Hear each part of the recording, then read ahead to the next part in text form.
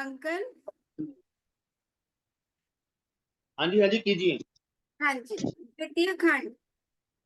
गुरुजी हमारे साथ तब भी थे, अब भी साथ हैं।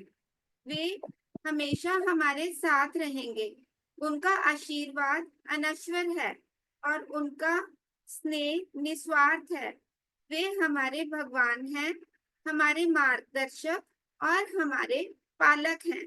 वे अपनी दिव्य ज्योति से हमेशा हमारा जीवन पथ आलोकित करते हैं।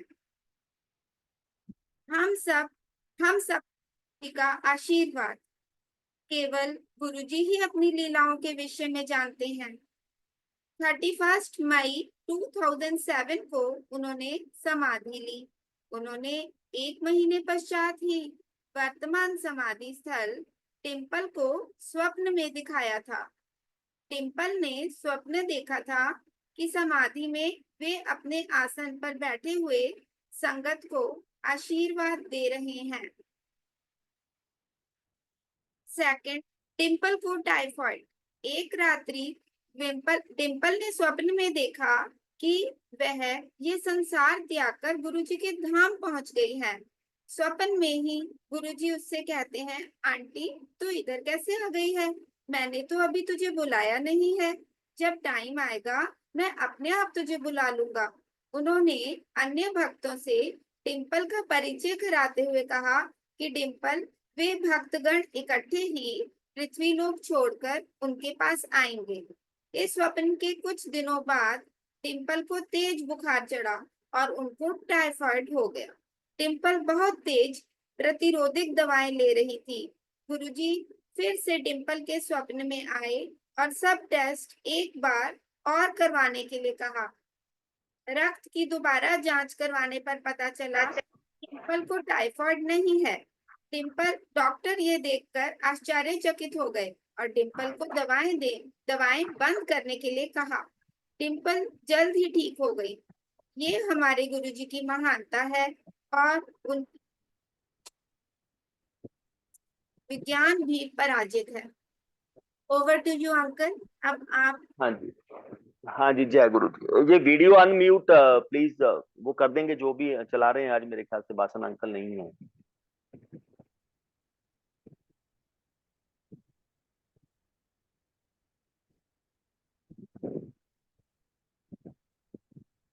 हाँ ठीक है।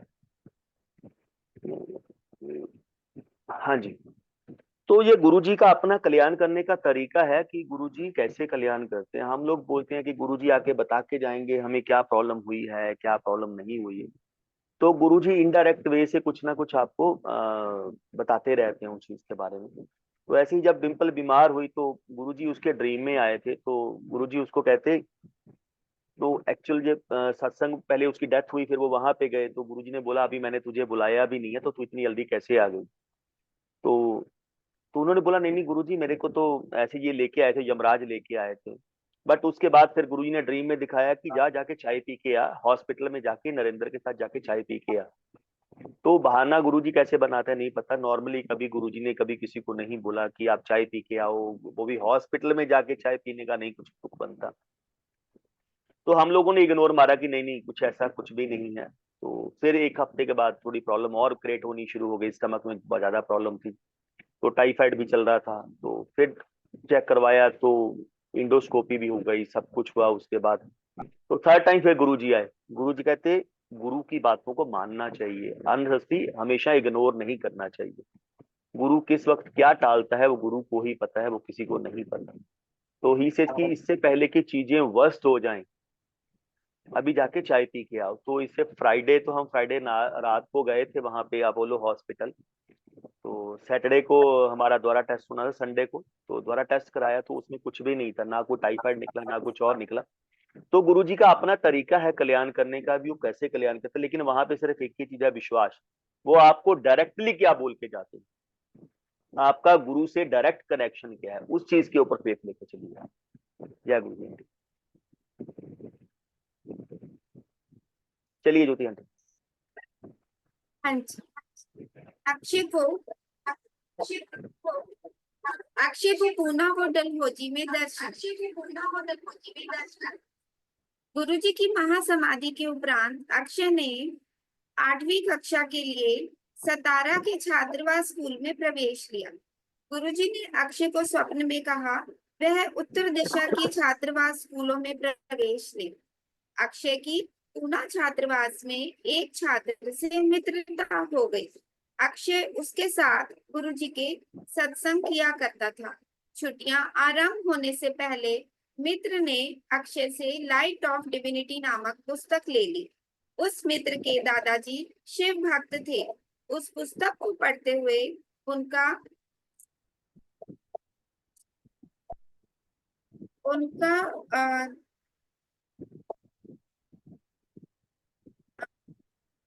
उस पुस्तक से बहुत हो गया।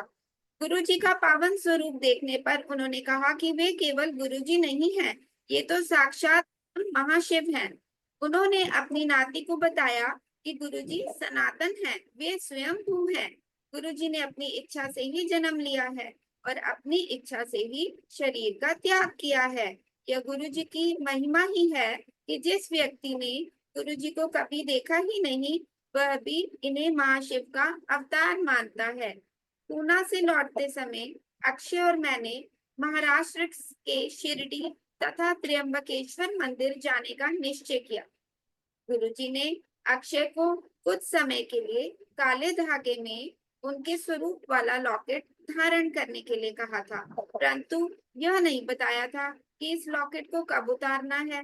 शिरडी में प्रसाद के साथ काला धागा मिलने पर अक्षय ने पुराना काला धागा निकाल दिया। फिर त्र्यंबकेश्वर की यात्रा पर गए। दर्शन करने के बाद घर लौटने की तैयारी के समय अक्षय ने देखा कि काला धागा व लॉकेट उसके गले में नहीं है। हम तत्काल शिव मंदिर गए और हर संभव स्थान पर खोजने लगे, परंतु हमारे सारे प्रयत्न निष्फल हो गए। मैं बहुत चिंतित हो गया कि अक्षय के गले में गुरुजी का लॉकेट अवश्य होना चाहिए। डिम्पल ने मलेरकोटला में फोन करके लॉकेट बनाने की प्रार्थना की। उस भक्त ने डिम्पल को चांदी में बने 4 लॉकेट ले जाने के लिए कहा। डिम्पल ने लॉकेट लाकर हमारे घर के मंदिर में रख दिए। मैं अभी भी सोच रहा था कि गुरुजी उन लॉकेट को कैसे अभिषिक्त करेंगे। वास्तव में यह मेरी मूर्खता व अज्ञानता थी। उसी रात गुरुजी ने डिम्पल के स्वप्न में आकर उन चारों लॉकेटों को आशीर्वाद दे अनुग्रहित किया।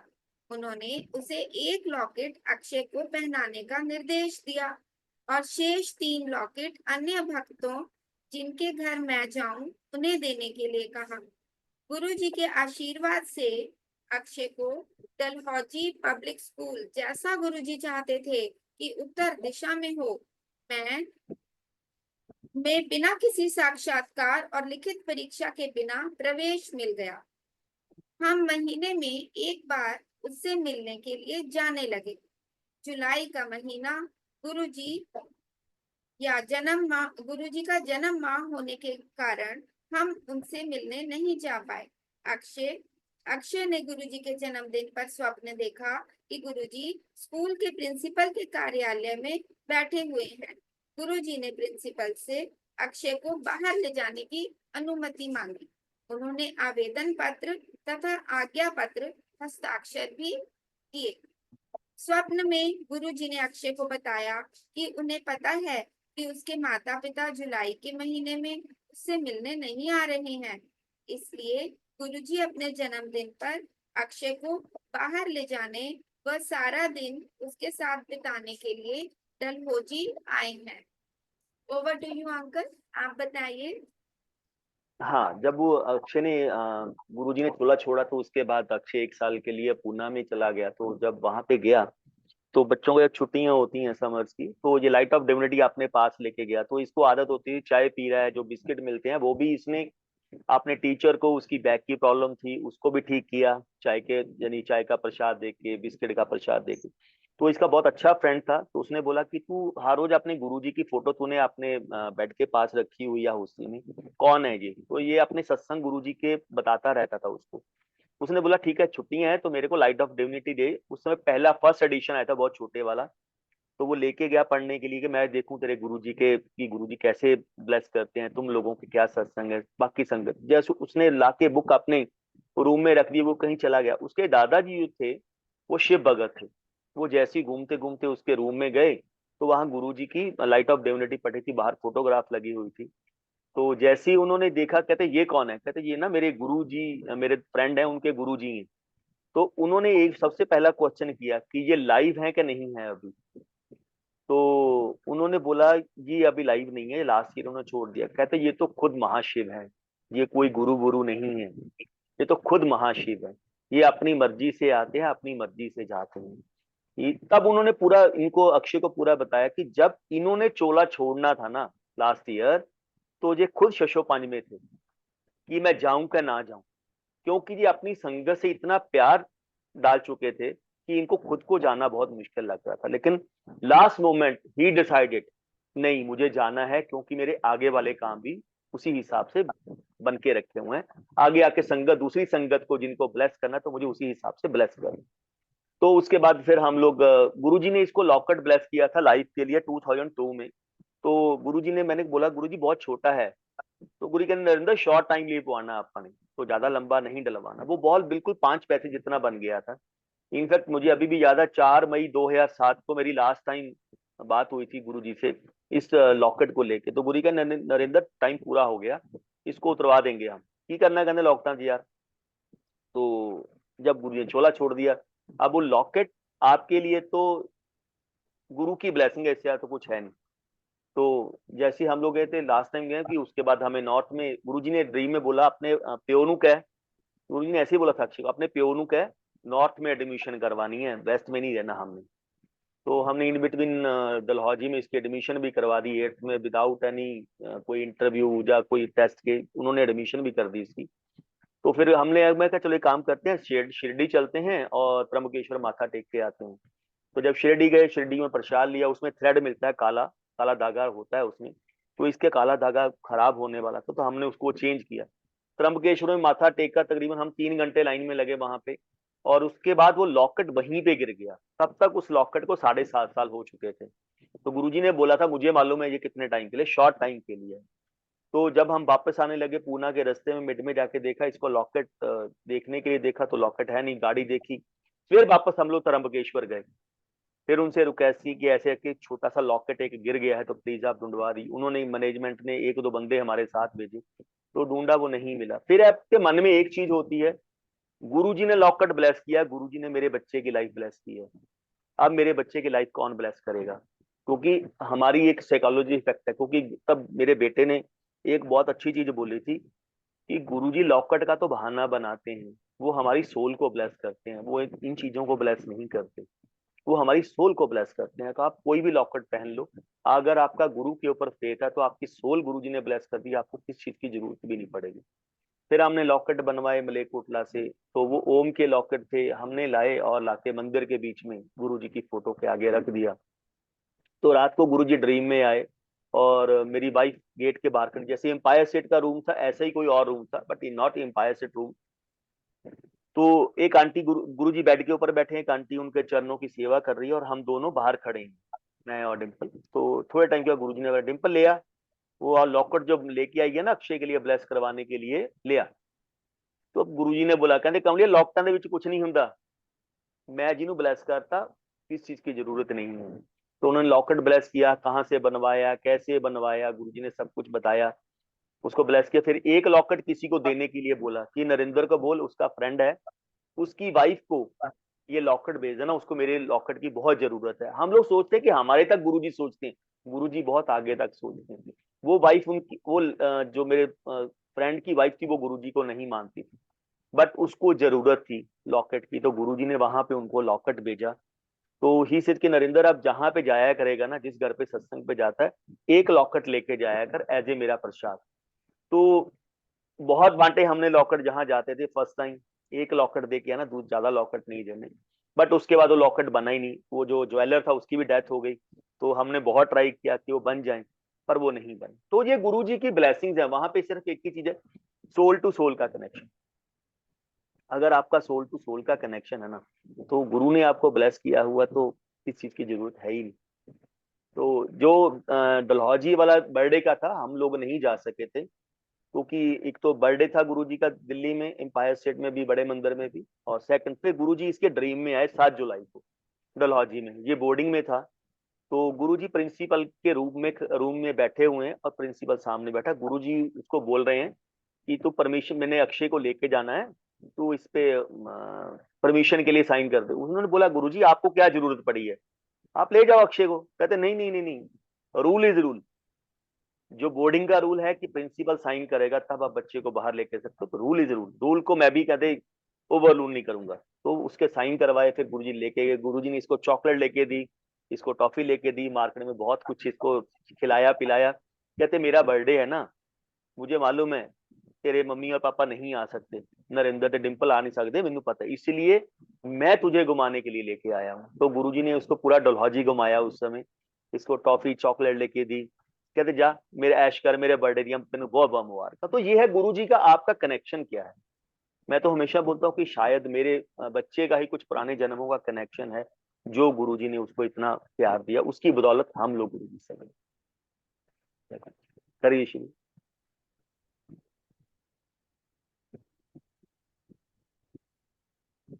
जी द्वारा कर्मों का शुद्धिकरण। गुरुजी के भाग रजनी का पैर फिसलने के कारण उनके पांव की हड्डी टूट गई थी। मैं और मेरा परिवार उनका कुशल क्षेम पूछने के लिए गए। उन्हें पूर्ण विश्वास था कि पांव की हड्डी टूटने के पीछे गुरुजी ने उनकी कोई भलाई सोची होगी। उनके इस अगाध विश्वास से मैं बहुत प्रभावित हुआ।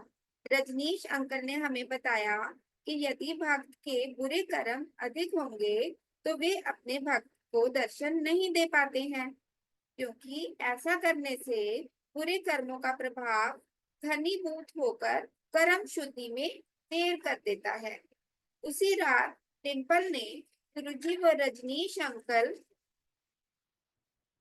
को अमरनाथ यात्रा से लौटते देखा। उन्होंने शिवलिंग और नदी को लाल कपड़े में लपेटकर उसे दिया। नंदी को सॉरी उन्होंने शिवलिंग और नंदी को लाल कपड़े में लपेटकर उसे दिया। डिम्पल को निर्देश दिया कि रजनीश अंकल को दे दें। हम यह स्वप्न रजनीश अंकल को सुनाने में हिचकिचा रहे थे कि वे सब सुनकर क्या सोचेंगे, परंतु गुरुजी ने तो पहले से ही सब निर्धारित कर लिया था। अपनी अलौकिक शक्तियों से उन्होंने रजनीश अंकल को स्वप्न के बारे में आभास करा दिया था। अंकल ने मुझे फोन करके पूछा कि क्या डिम्पल को गुरुजी को उनके बारे में कोई स्वप्न उन्हें सुनाया। गुरुजी के पास हमारे कल्याण हेतु आशीर्वाद देने के मार्ग बड़े अद्भुत व दैवीय हैं। मेरा विश्वास है कि यदि हम गुरुजी के साथ आस्था से जुड़ गए हो तो वे किसी भी समय दर्शन देकर आशीर्वाद दे देते हैं। यह इस बात पर निर्भर करता है कि कौन से कर्मों की शुद्धि के लिए कौन सा आशीर्वाद देते हैं। तो नरेंद्र। यहाँ पे भी वही चीज है, आपका गुरु से कनेक्शन। क्योंकि हम लोग कई बार बोल देते हैं कि आजकल जैसे संगत बहुत चलती है कि आपके लिए गुरुजी ने ये ड्रीम बोला है, आप ऐसे करो आप ऐसे करो। अगर गुरुजी आपको डायरेक्ट बता के जाते हैं, तब आप उस चीज पे विश्वास करो कि हाँ मैंने किसी को तेरे बारे में बोल दिया, तेरे को ड्रीम, तेरे को नहीं बता सकता पर तेरा ड्रीम मैंने किसी को बता दिया, तूने ऐसे ऐसे ब्लेस किए। तो जब हम लोग उनके पास, उनके एक्सीडेंट गिर गए थे बाथरूम में, जब उनका पता लेने के लिए गए, तो बहुत सारी बातों में एक्चुअल, तब उन्होंने बहुत क्लियर बोला कि जब आपके बुरे कर्म चलते हैं ना, कई बार हम लोगों को लगता है कि गुरुजी मेरे ड्रीम में नहीं आ रहे, मेरे को शायद ब्लेस कर रहे हैं कि नहीं कर रहे। तो अब उन्होंने बोला कि नहीं, गुरुजी ने मेरे को बोला था कि जब आप लोगों के बुरे कर्म चलते हैं ना, बुरे ग्रह चल रहे होते, तो मैं आपको भी ड्रीम में दर्शन नहीं देता। क्यों? मेरी ब्लेसिंग का मतलब ये नहीं है कि आपकी सोल को जितने आपके ग्रह भी होंगे ना, वो भी, उनको भी ब्लेसिंग ब्लेसिंग मिल जाएगी। तो मैं उस चीजों को होल्ड कर देता हूँ। कई बार हम लोग बोलते हैं नहीं आपको तो ड्रीम आ रहे हैं, हमें ड्रीम नहीं आ रहे हैं, को ऐसा कुछ जरूरी नहीं था। तो हमने बहुत सारी बातें की और वापस आ गए। तो थोड़े दिन के बाद डिम्पल को ड्रीम दिखाते हैं गुरुजी, कि गुरुजी अमरनाथ गुफा में डिम्पल को लेके गए थे। मेरी वाइफ ने कभी आज तक अमरनाथ गुफा तो दर्शन किए नहीं, क्योंकि उसको बड़ा मुश्किल लगता है। टफ है कि मैं इतनी ऊंची चढ़ाई पे नहीं जा सकती। बट 3 बार गुरुजी ने उसको लाइव दर्शन अमरनाथ की गुफा के करवाए हुए हैं। तो अमरनाथ की गुफा में लेके गए और गुरुजी ने अमरनाथ की गुफा में एक बहुत ही एंटिक शिवलिंग और एक छोटे से नंदी, मतलब उस इतना पुराना पत्थर है, उसको हाथ भी लगा दो तो उसमें से पत्थर चूरा चूरा निकल रहा है उसमें से, इतना पुराना। तो गुरुजी ने उसको एक लाल कपड़े में लपेटा और बोला डिम्पल को, ये रजनीश को दे दे, उसको बोल ये उसकी ब्लेसिंग है, उसको देना, तेरी नहीं है ये। तो हमें ड्रीम आया, तो खत्म हो गया। अब ये था कि आज की डेट में मेरे को कोई बोले कि आपके लिए जो गुरुजी का ड्रीम आया, तो मैं भी बहुत अगेंस्ट चलता हूँ, बहुत ही मिनिमम मानता हूँ। अब उसको मैं कैसे बोलूँ? मैं तो लोगों को खुद बोलता हूँ, आप अपने आप पे विश्वास रखो, अपने आप पे कनेक्शन रखो। तो अब मैं उन अंकल को कैसे फोन करके बोलूं कि गुरुजी ने आपको ये आया? तो हमने 10-15 दिन निकाले। फिर हम मॉर्निंग में ऑफिस जाने लगा तो 7:15 मैंने उनको अंकल को फोन किया। डिम्पल कहती आप फोन करो, कोई बात नहीं। जैसे ही मैंने फोन किया, मैं कहा अंकल नमस्ते। कहते यार नरेंद्र, आंटी ने कोई ड्रीम आया होना, गुरुजी पीछे, गुरुजी ने मेरा कोई मैसेज दिया हुआ है उनको। आज 15 से 20 दिन होने वाले हैं, गुरुजी मुझे बार बार बोल रहे हैं डिम्पल को तेरा मैसेज देके रखा हुआ है, तेरे को फोन आया कि नहीं आया। इस कॉल कनेक्शन, ये आपका कनेक्शन होता है। तो उनको गुरुजी ने ब्लेस करना था। अब इनडायरेक्ट वे से उनको ब्लेस किया। अब उनको कौन सा उन्होंने शिवलिंग दिया, कौन से नंदी बाबा के दिए, अब उसके थ्रू ही सेज कि मेरी कितना बड़ा एक्सीडेंट होना था और गुरुजी ने बहुत कम पे मेरे को टाल दिया। तो विश्वास बहुत जरूरी है वहां पे, कि आप कितना विश्वास गुरु जी पे करके चलते हो। चीजों पे विश्वास ना करो कि मेरे को ये मिल गया, मेरे को ये मैसेज आ गया, मेरे को उसने ये दे दिया, ये करने के लिए बोला। अगर आपका गुरु पे विश्वास है ना, तो आपको गुरु जी खुद बोल के जाएंगे कि मैंने तेरा मैसेज दे के रखा या तेरे लिए सामान दे के रखा हो। तो विश्वास बहुत है, बिना विश्वास के कुछ नहीं है यहाँ पे। तो ही ऑलवेज है, जितना गुड़ पाओगे उतना ही तो मीठा होगा ना। तो यही आपका प्यार है, जितना आप गुरु से प्यार करोगे उतना ही प्यार वापसी आपको गुरु से ज्यादा मिलेगा। इसे आप 2 कदम चलो, मैं 10 कदम आपके लिए बढ़ने के लिए तैयार बैठा हूं। आप चलो तो सही गुरु के ऊपर, विश्वास तो करो गुरु के ऊपर। तो जय गुरु जी आंटी, करो शुरू।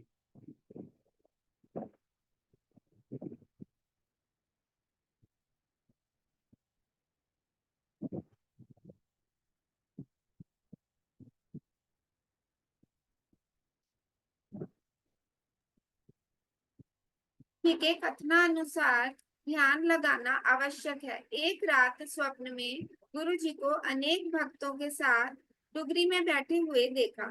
गुरु जी संगत से शांत होकर ध्यान लगाने के लिए कह रहे थे, परंतु संगत बातें किए जा रही थी। गुरु जी ने एक लाठी उठाकर डांट लगानी आरंभ कर दी।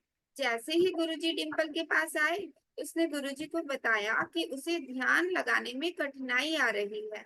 गुरुजी ने डिम्पल से कहा, उनसे तार जोड़ने के लिए ध्यान लगाना बहुत आवश्यक है, इसलिए वे संगत को ध्यान लगाने का निर्देश देते हैं। उन्होंने कहा कि अलौकिक दिव्य प्रभु से तारतम्य जोड़ने के लिए शांत एवं निस्तब्ध वातावरण में ध्यान लगाना आवश्यक है। अब सबके लिए डिफरेंट जर्नी है। मेरी वाइफ, मेरे बच्चे के लिए अलग जर्नी है, मेरे लिए अलग जर्नी है गुरु जी की। तो गुरुजी ने ड्रीम दिखाया उसको, दुगरी में बैठे हुए और बहुत सारी संगत बैठी। गुरु सबको बोल रहे हैं ध्यान लगाओ। तो कोई सब बातें कर रहे हैं संगत में, सब लोग बातें कर रहे हैं अपनी अपनी। तो गुरुजी लोहे का एक संगल लेके आते हैं और संगल से सबको मारते हैं, जोर जोर से मारते हैं। तो कहते ध्यान लाया करो, तो जितना ध्यान लगा सकते उतना ध्यान लगाओ। तो डिम्पल बैठी थी, तो गुरुजी इसके पास आए। तो कहते गुरुजी मेरे से ध्यान नहीं लगता, मैं नहीं ध्यान लगा सकती, मेरे से ध्यान लगाना बहुत मुश्किल लगता है। तो गुरुजी हंसने लगे, कहते मैं सारी संगत ਨੂੰ समझा रहे हैं ध्यान लाया करो। कितना ध्यान लगाओगे वही आपका कनेक्शन है, वो आप कितना कनेक्शन बना सकते हो। तो कहते गुरुजी मैं नहीं लगा, तेनू थोड़ी किया मैंने ध्यान लान नू, तेनू की लोड़ भैया कहते ध्यान लान दी, मैं बैठा अपने आप। तो जैसे हम लोग ये सोचते हैं कि मैंने गुरुजी को बोला था, मेरी माला छुड़वाई तो मैंने गुरुजी को बोला था कि गुरुजी मेरा तो सब कुछ छूट गया, आपने माला छुड़वा दी, समाधि मेरी लगती नहीं है, किस चीज का भी नहीं, आप बोलो समाधि लगन समाधि लगाओ समाधि लगाओ।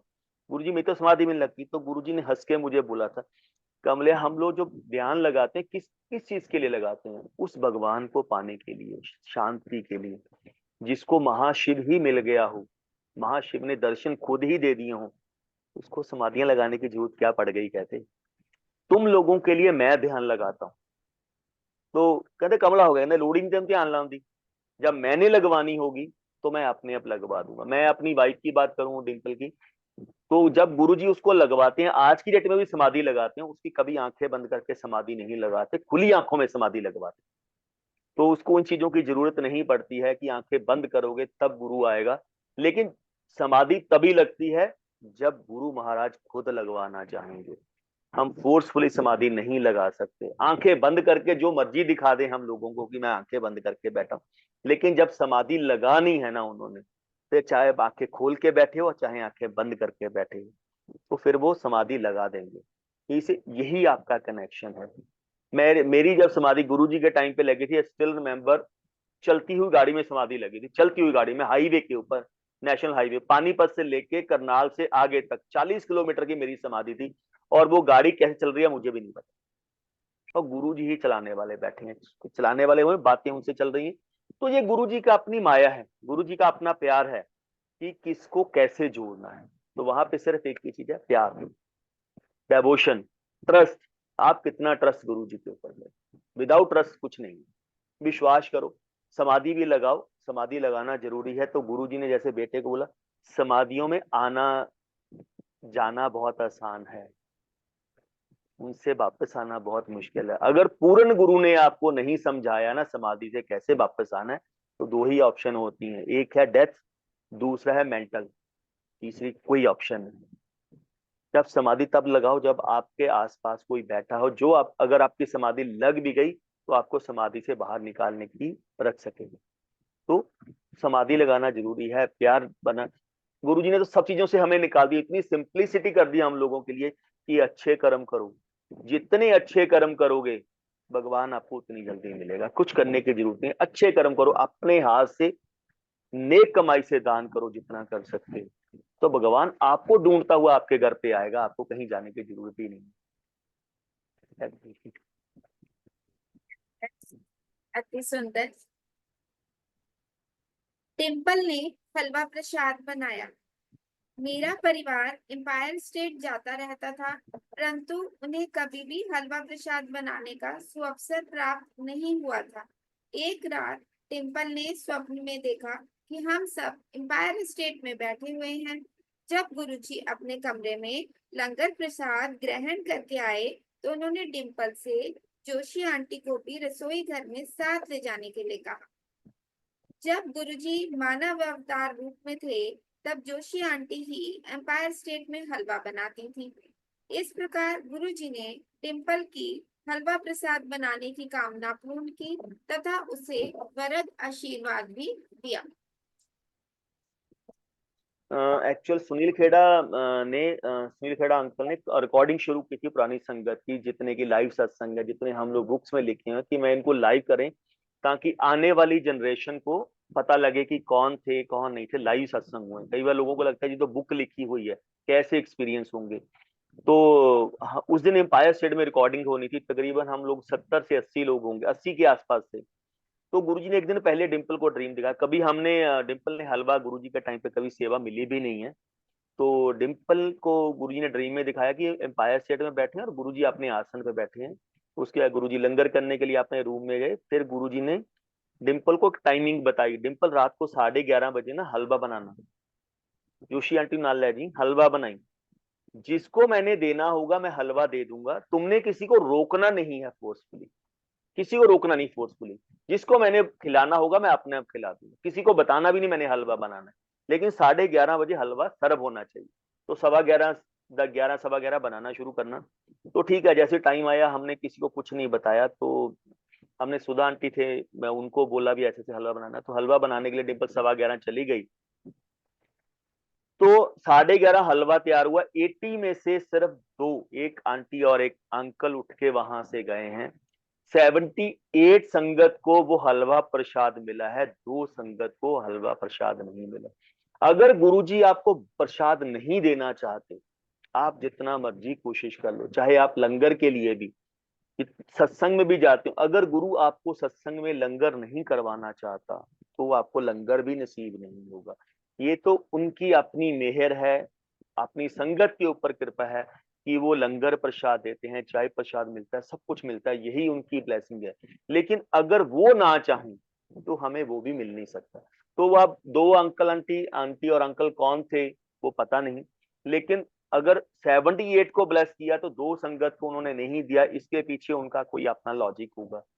तो यही है, अगर कई बार हम लोग सोचते हैं कि मैं सत्संग से जल्दी उठ के आ गया, मेरे को प्रसाद नहीं, अगर गुरु आपको नहीं करवाना चाहता ना तो आपको नहीं मिलेगा। अगर गुरु महाराज आपको लंगर करवाना चाहते हैं, आपको प्रसाद भी मिलना है, तो वो भी आपको मिलेगा। तो ऐसी कोई गिल्टी वाली बात नहीं है, सब कुछ गुरु जी के हाथ में है, वो आपको क्या देना चाहते हैं क्या नहीं देना चाहते। तो मालिक जिसको जो देना चाहता है, ब्लेस करना चाहता है, उसी हिसाब से ब्लेस कर देता है। उनकी way of blessing totally different है ना, पहले किसी को समझ लगी थी ना आज की डेट में किसी को समझ लगी। अपना प्यार लेके चलो, अपना भरोसा लेके चलो, जैसा उन्होंने जिसके लिए जो करना होगा, जो सोच के रखा है वो वही होना है, जो उन्होंने चाहना है, हमारे चाहने से कुछ नहीं। जय गुरु ज्योति आंटी। जय गुरु जी अंकल।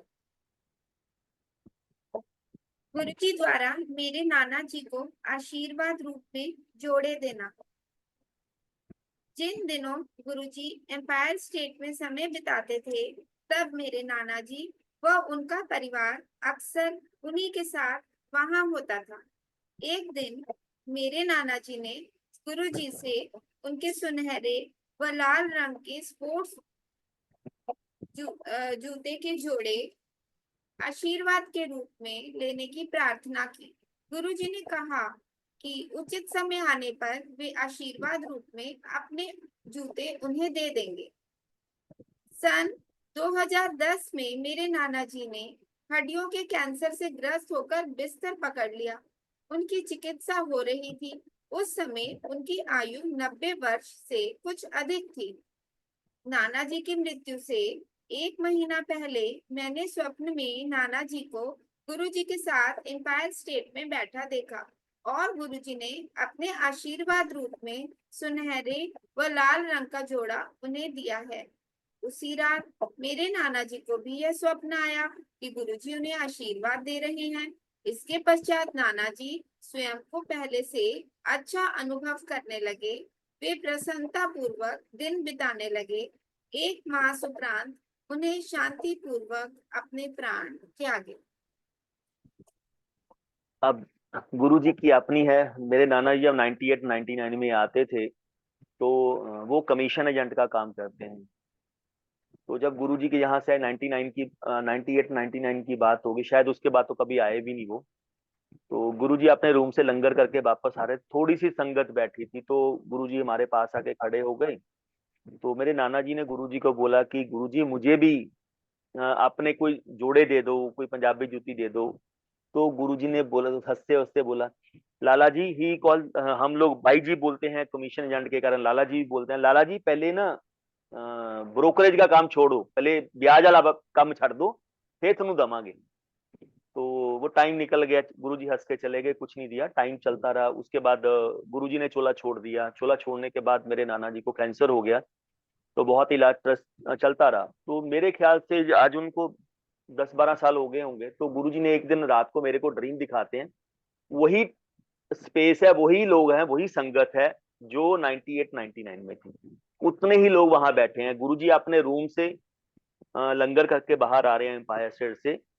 तो गुरुजी के हाथ में वही रेड कलर के स्पोर्ट शू और गोल्डन कलर की जिसमें स्ट्राइप थी, गोल्डन कलर के शू थे, मैरून कलर की वो थी स्ट्राइप थी, तो वो हाथ में पकड़ के आ रहे हैं आपने, और लाके मेरे नाना जी की गोद में रख दिए। ले फड़ो लाला जी, तुसी मेरे जोड़े मांग रहे थी ना, तो मैंने आपको जोड़े दे दिए। तो मैं भी बैठा हूँ, गुरु जी कहते हैं नरेंद्र चल आ जा, आगे आ जा। तो गुरु जी जाके एम्पायर स्टेट अपने आसन के ऊपर बैठ गए और मुझे नीचे बिठाया, मैं बैठा। तो गुरु जी ने अपने चरण उठाए और मेरी गोद में रखे, चल चरण चरना दी सेवा कर।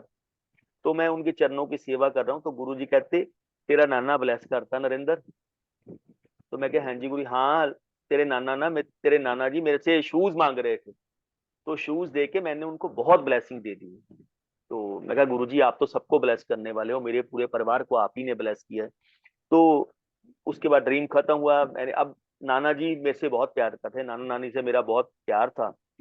तो अब उनको कैसे बताऊं, चलो जाएंगे तो मिलके आता हूँ। मामी जी का मेरे फोन आया कि नाना जी बहुत बीमार हैं, कैंसर, बोन कैंसर था उनको, कि एक बार आके मिल जा, पता नहीं कब होगा कब नहीं, कितना टाइम नेक्स्ट टाइम मिला जाएगा कि नहीं मिला। मैं वहां पे गया तो मैंने नाना जी को बोला, नाना जी ऐसे ऐसे ना गुरुजी आपको ब्लेस कर गए, आप तुसी शूज मंगे सी ना, गुरुजी ड्रीम में आपको शूज दे के गए हैं। कहते 3 दिन या 4 दिन पहले गुरुजी 4:30 बजे मेरे ड्रीम में आए थे, मेरे रूम में। और मेरे को आके गुरुजी एक मेरे रूम में खड़े हो गए, और गुरुजी ने ऐसे हाथ किया तो गुरुजी के हाथ से रेड व्हाइट कलर की रेज आई है, जो मेरी पूरी बॉडी के ऊपर वो रेज गई है। और गुरुजी ने चंगा नमस्ते लाला जी, चंगा। तो अब गुरुजी ने उनको भी ब्लेस कर दिया और मेरे थ्रू भी बता दिया। तो 1 महीने बाद उनकी, 20-25 दिन के बाद उनकी नॉर्मल डेथ होगी। जब उनको डॉक्टर को दिखाने के लिए गए, बोन कैंसर था, कि जो इनका हार्ट है और जो इनकी किडनीज हैं वो 18 साल के बच्चों के बराबर हैं, इतनी स्ट्रांग है इनकी।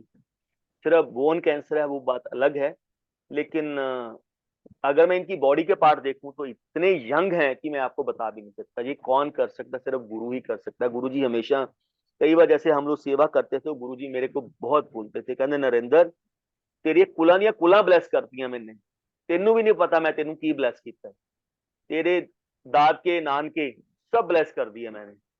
तो कुलों की कलंक कहाँ कहाँ जाके गुरुजी हमने कितनी कुलों को ब्लेस करते हैं। हम ये ना सोचो कि हमें ही वो ब्लेस कर रहे हैं, हमारे जो चले गए हैं उनको, सोल्स को ही ब्लेस करते हैं। मेरे साथ तो बहुत इंसिडेंट इन चीजों के हुए हैं। जो चले गए उनकी सोल को ही ब्लेस करते हैं, जो लाइव हैं उनको ही ब्लेस करते हैं। चाहे वो आपके दाद के हैं, चाहे वो आपके नाम के, जितने अपने क्लोज रिलेटिव्स होंगे गुरुजी सबको ब्लेस करते हैं। गुरुजी ने एक बंदा भी फैमिली से मेरी शरण में आ जाए ना, तो मैं पूरी फैमिलियों को ब्लेस कर देता हूँ। तो परमात्मा है, पूर्ण परमात्मा ही सब कुछ कर सकता है और कोई नहीं कर सकता। तो मेरे मालिक तो है ही, महाशिव है, सृष्टि के मालिक है, वो सब कुछ कर सकते हैं।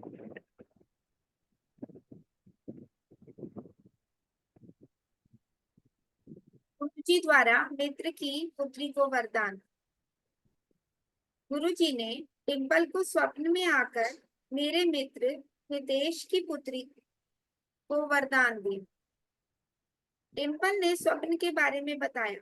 गुरु जी ने डिम्पल को आज्ञा दी कि मेरे अतिरिक्त किसी को भी यह स्वप्न तब तक नहीं बताना जब तक यह सच ना हो जाए। 1 साल पश्चात हितेश ने फोन द्वारा मुझे सुनाया। तब मैंने हितेश को डिम्पल के स्वप्न के बारे में बताया और यह भी बताया कि गुरुजी की आज्ञा थी कि जब तक स्वप्न सच ना हो जाए किसी को ना बताया जाए। गुरुजी कहा करते थे कि वे दंपति को पुत्र प्राप्ति का वरदान आसानी से दे सकते हैं, परंतु जिन दंपतियों के कर्म अच्छे होते हैं केवल उन्हें ही पुत्री का वरदान मिलता है। उनके शब्दों में लाश लाश की तो वे पेड़ों की तरह बांट देते हैं, कन्या किसी किसी को ही देते हैं। मैं अच्छे कर्मों वालों को ही बेटियां देता हूँ। आज की डेट में भी ना सबको बेटे चाहिए, बेटियां किसी को नहीं चाहिए। तो गुरुजी भी हमेशा हंसते होते मेरे साथ। तो कई बार एम्पायर स्टेट आसन में भी बैठे होते तभी बोलते थे, बेरे ਦਾ ਕੰਮ मुंडे ਤਾਂ ਅਸੀਂ बेरा वांगू बंट दिया, कुड़ियां ਅਸੀਂ ਕਿਸੇ ਨੂੰ नहीं ਦਿੰਦੇ ਹੈਗੇ। क्योंकि जिनके घर में बेटियां होती हैं ना वो कर्मों वाले होते हैं। कहते हजारा अश्वमेघ जग कर लूं और एक कन्या का दान कर दो, एक बराबर होता है। क्योंकि आप अपने कलेजे का टुकड़ा निकाल के दे रहे हो किसी को। बहुत कर्मा वाले माँ बाप होंगे जिन्हों के हथों कन्यादान लिखा होंगे। तो अब उसके हमें मालूम नहीं था कि किसी की फैमिली का हमें नहीं मालूम, जितना मर्जी क्लोज हो, कि वो उसने कंसीव किया है नहीं किया। तो इसको 1 साल पहले 9 महीने पहले गुरुजी ने दिखा दिया था कि गुरुजी उसको बेटी ब्लेस कर रहे हैं। और साथ ही डिम्पल को बोल दिया उसको बताना नहीं उसकी यहाँ पे बेटी ब्लेस की है। कहते कई बार फैमिली वाले ना दिल पे ले लेते हैं कि हमारे घर पे पहला बच्चा बेटी होगी, बेटा नहीं है। तो गुरुजी, मेरे को तो गुरुजी ने बड़ा क्लियर, कहते कमले मुंडे कम आन ना आन, लेकिन बेटियां अपने माँ बाप के साथ एंड तक खड़ी होती हैं। बच्चे आपको छोड़ के चले जाते हैं, लड़के छोड़ के चले जाते हैं, लेकिन बेटियां चाहे जितने मर्जी हो, जब तक अपने माँ बाप बूढ़े भी हो जाते हैं, बीमार भी हो जाएंगे, तब भी वहां पे जाके अपने माँ बाप के साथ खड़े होते हैं। तो कहते हैं एंड तक कौन काम आता है, बेटियां काम आती हैं, बेटे बहुत कम होते हैं जो अपने माँ बाप के साथ खड़े होते हैं। तो अब उसको गुरुजी ने बोला कि उसको बताना नहीं है कि उसके यहाँ पे बेटी है। तो 9 महीने बाद हम लोग कहीं थे, तो मैं और डिम्पल कहीं लुधियाना ही थे शायद, तो इतना मालूम पड़ा सर मुझे ना, तो उस वाइफ को एडमिट करवाया है तो डिलीवरी के कारण। मैं कहा नहीं ठीक है। तो हमने तब तक भी उसको कुछ नहीं बताया। तो बोले, ठीक है गुरु की माया गुरु जानता है, उनको करने दो जो करते हैं। तो उसका फोन आया मेरे पास। जैसे ही फोन आया कि सर बधाइयां, उसका पहले मैसेज इतना बोला, सर बधाइयां। मैं कहा बेटी होगी फिर? तो कहते सर आपको कैसे पता कि बेटी हुई है? मैं कहा गुरुजी हमें 9 महीने पहले दिखा गए थे कि तुम्हारे यहाँ बेटी ही होनी है। कहते लेकिन गुरुजी ने मना किया था कि उसको बताना नहीं है। कई बार फैमिली वाले दिल पे ले लेते हैं कि नहीं हमारे घर पे बेटा क्यों नहीं हुआ, बेटी ही क्यों हुई है। तो बेटी लाडली हैं गुरुजी की, बहुत लाडली हैं। तो बेटे भी लाडले हैं, ये नहीं कि लाडले बेटे नहीं है, लेकिन वो हमेशा बोलते थे ये दुर्गा का रूप है। तो जितना प्यार आपको बेटियां दे सकती हैं ना, वो कोई नहीं दे सकता। तो बहन है, उसके डिफरेंट रूप है, वो माँ भी है, बहन भी है, वाइफ भी है, और सब कुछ है वो आपकी, और आपके हर एक सुख दुख में खड़ी होती है। तो गुरु महाराज ने उसको टाइम टू टाइम ब्लेस कर दिया। लेकिन कई ड्रीम ऐसे आते हैं जब गुरु जी आपको मना भी कर देते हैं कि ये किसी को तब तक नहीं बताना जब तक मैं ना बोलूं। कई ड्रीम चलते हैं जो गुरु जी नहीं किसी को बताने देते। इनफैक्ट मेरे बेटे को पीछे जब ऑस्ट्रेलिया में था तो उसको ड्रीम कुछ दिखाया, बहुत बड़ा बड़ा ड्रीम है, उसको भी ये इंस्ट्रक्शन दी थी अपने पापा को भी ये ड्रीम ना बताना। क्यों? तेरा बाप कोई भी सत्संग पेट में नहीं रख सकता, कोई बात को पचा नहीं सकता, तो ये ड्रीम उन्हें उसको भी नहीं बताना। उसने मेरे को भी वो ड्रीम अभी तक नहीं बताया कि वो क्या है। कहता टाइम आएगा पूरा होगा फिर मैं आपको बताऊं। तो गुरु जी की माया, गुरु जी हैं, वो सृष्टि के मालिक हैं, विश्वास लेके चलो तो सब कुछ करने रहने वाले हैं। तो मैं अभी अभी नवरात्रे चल रहे हैं, तो गुरुजी ने कभी कई संग लेके चलती है कि गुरुजी ने बोला नवरात्रे नहीं रखने चाहिए। बात गुरुजी को हम वर्ड्स को गलत इंटरप्रेट नहीं करना चाहिए। गुरुजी ने बोला जो मर्जी करो, व्रत रखो जो मर्जी रखो, लेकिन चरत नहीं रखना चाहिए। हम सारा दिन खाते रहते हैं, वो व्रत नहीं होता। ही से आप जब भी मंदिर जाओ, सत्संग पे जाओ, चाहे नवरात्रे में जाओ, कोई भी फास्ट रखा हो, वहां जाके अगर आपको जो प्रसाद मिलता है, जो लंगर मिलता है, उसको प्रसाद रूप में खाइए। तो वो प्रसाद है, उसमें कभी ये नहीं है कि व्रत नहीं रखने हैं या कुछ और नहीं। आप मेरे लंगर को प्रसाद रूप में खाइए तो वो आपका प्रसाद है। तो मेरे को तकरीबन हो गया 8-10 साल पहले गुरुजी ने दिखाया कि हम लोग एम्पायर सेट बैठे हैं, गुरुजी आसन के ऊपर विराजमान है ड्रीम में। और ये जब पितर पक्ष खत्म होता है सेम नाइट और पहला नवरात्रा शुरू होता है रात को 12 साढ़े मेरे को ड्रीम दिखाए थे कि 9 की 9 देवियां एम्पायर सेट की छत के ऊपर अपने अपने वाहनों के ऊपर आई हुई हैं, जो जो वो वाहन है उनके। और सारे टॉप फ्लोर से नीचे ग्राउंड फ्लोर पे आप सीढ़ियां उतर के अपने अपने वाहन के साथ नीचे आ रही हो, सबके 9 क्यू में खड़ी हैं। तो अपने वहां से उतरती हैं, गुरुजी को प्रणाम करती हैं। तो हम लोग बैठे थे, गुरुजी माता कल से तो नवरात्रे शुरू होने वाले। मैंने ड्रीम में बोला था गुरुजी कल तो नवरात्रे शुरू होने वाले हैं ना? हाँ हाँ नवरात्रे शुरू होने। तो सारियां देवियां मेरे से ब्लेसिंग लेने के लिए आई हैं कि कल से नवरात्रे शुरू होने हैं और हमने बहुत सारे संगत को ब्लेस करना है। कहते क्यों? ये 9 की 9 देवियां मेरी बेटी हैं, तो इसलिए मेरे से आपने आशीर्वाद ले, क्योंकि मैं मालिक हूँ, ओम हूँ, एक ओंकार हूँ, मेरे से ऊपर कुछ नहीं है, सारी मेरी बेटी है, इसलिए मेरे से ब्लेसिंग ले। तो उसको गलत चीजों को इंटरप्रेट नहीं करना चाहिए। आप बड़े मंदिर जाते हो, किसी सत्संग में जाते हो, जहां आपको लंगर प्रसाद मिले, उसमें ये ना सोचो कि उसमें ओनियन डला होगा, उसमें गार्लिक डला होगा। जो मालिक ने आपको प्रसाद दे दिया वो प्रसाद समझ के ग्रहण कीजिए उसको। तो जो मर्जी व्रत रखिए चाहे ना रखिए, वो आपकी मर्जी। तो जय गुरु जी आंटी। जय गुरु जी अंकल, बहुत सुंदर सत्संग सुनाया आपने। जय गुरु जी, जय गुरु जी। जय गुरु जी। जय गुरु जी ज्योति आंटी, आपने जय गुरु जी। बहुत अच्छा सत्संग पढ़ा। गुरु महाराज की कृपा हम सब पर बनी रहे। Thank you Jyoti aunty. और नरेंद्र अंकल, आपके तो सत्संग, आपके जो लिखे एक एक वर्ड, एक एक भाव, सच में इतना ज्यादा मतलब मैं आपको बता ही नहीं सकती हूँ कि ऐसे अभी आप सत्संग करते जब कैमरा ऑन था, आंटी पढ़ रहे थे और साथ साथ आपके फेस पे वो स्माइल, मुझे लग रहा था कि आप वो जो सत्संग आपने लिखी है ना वो आपके आगे से निकल रहे थे, ऐसा फील हो रहा था।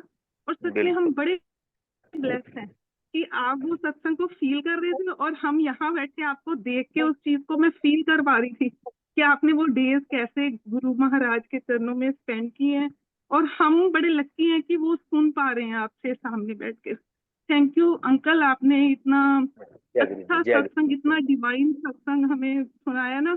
आपके फेस के इम्प्रेशन देख के मैं सच में यहाँ बैठ के खुश हो रही थी कि मैं कितनी ब्लेस्ड हूँ कि आपके उन भाव को देख पा रही हूँ कि आप के जो गुरु महाराज के चरणों में निकले हैं। आपने इतने अच्छे मतलब आंसर दे दिए कि हमें बस जरूरत है डिवोशन की, ट्रस्ट की, प्यार की, भाव की, बस यही गुरु महाराज चाहते हैं। आपके तो सत्संग से यही चीजें पता चली कि बस हमें भाव चाहिए गुरु महाराज के लिए। कोई भी लौकिक स्वरूप या कोई ब्लेसिंग मिले ना मिले, ये जो हमारा डिवोशन और ट्रस्ट है ना, यही सब कुछ है। थैंक यू अंकल, बिल्कुल। इतना सारा, इतना प्यारा सत्संग शेयर करने के लिए और नई संगत को इतना अच्छा अच्छा मैसेज देने के लिए। बहुत बहुत मल्टीलिंगुअल जूम प्लेटफॉर्म की तरफ से, सारे सेवादार की तरफ से आपको बहुत बहुत धन्यवाद अंकल। शुक्राना, जय शुक्राना गुरु जी, अंकल। जय गुरु जी, जय जय गुरु गुरु जी, जय गुरु जी।